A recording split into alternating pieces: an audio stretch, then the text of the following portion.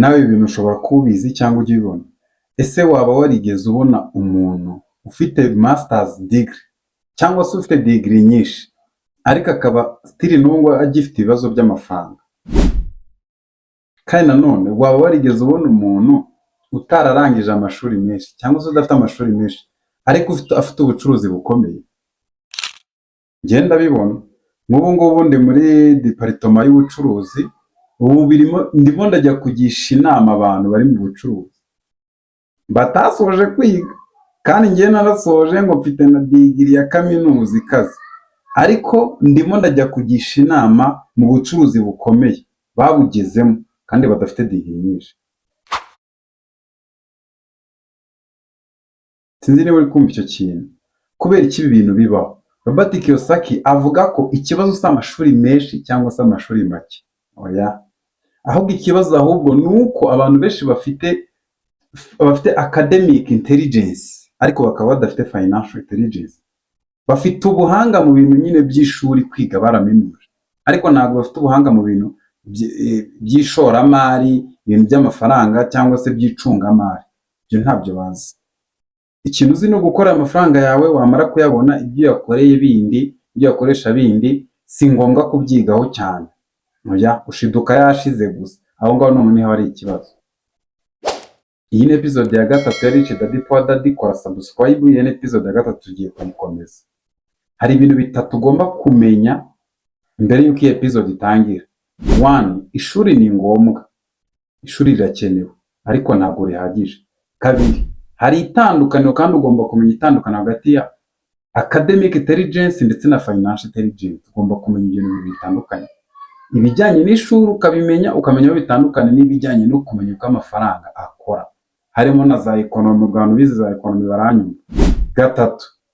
Ababyeyi benshi batwigisha cyangwa se bigisha abana babo kubona akazi keza, kwiga neza ukabona akazi keza, noneho ukabona umushahara.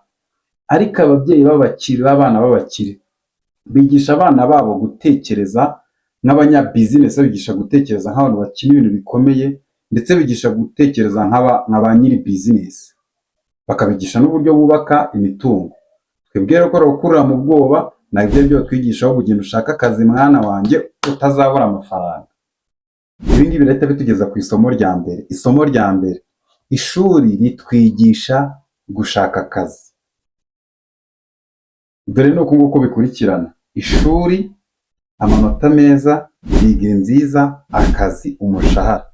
Ngo watangiye guhembwa. Si bibi, oya, ahubwo nuko iyo amafaranga, nuko iyo umushahara uhagaze n'ubuzima buhita buhagarara. Kandi icyo dushaka nuko akazi gahagarara, warangiza amafaranga akagomeza akinjira. Yego, ibyo bivuze ngo iki? Bivuze ngo mu gihe ushaje ukuwe mu nshingano, cyangwa se mu gihe wirukanwe, cyangwa se mu gihe inshingano ufite abantu zirangiye, ntibikatinga ibyo winjizaga, ahubwo hagira amafaranga agomeza kwinjira kubera ibyo wagize gute wakoze. Hanyuma isomo rya kabiri, abakire biga uko amafaranga akora, cyangwa se biga uko amafaranga yabakorera. Aribyo twebwe abantu tutajya twiga. Dupfa kubona twakoreye amafaranga, dupfa kubona baduhembye, ntidushaka kumenya ngo amafaranga akora ate, yewe na content n'ibivuga ku mafaranga n'abakuganije ku mafaranga uhita ubahunga. N'ubu ngubu umuntu ugiye kugwa kuri aka kantu ndi kuvuga ku by'amafaranga agiye kwita scrolling akomeze. Kubera iki? Nta muntu ukunda kumva deba y'amafaranga, kubera ko imutera ubwoba. Hari ibintu uba ugomba kumenya ku mafaranga ku buryo umenya ngo ni iki nkora iyo mfashe amafaranga ku bw'ineza yanjye y'ahazaza. Dore ukuntu abakire yuko amafaranga bakorera ni 1. Financial intelligence, assets, income, financial freedom.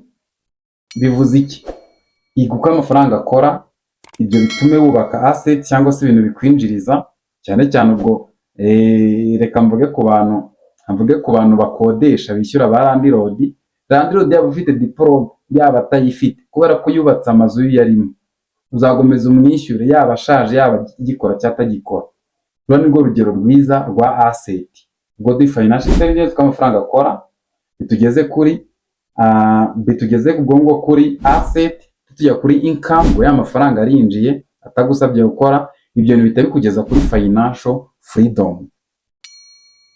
Hano rero rich daddy atwigisha uko amafaranga yadukorera, ariko poor daddy we atwigisha gukorera amafaranga.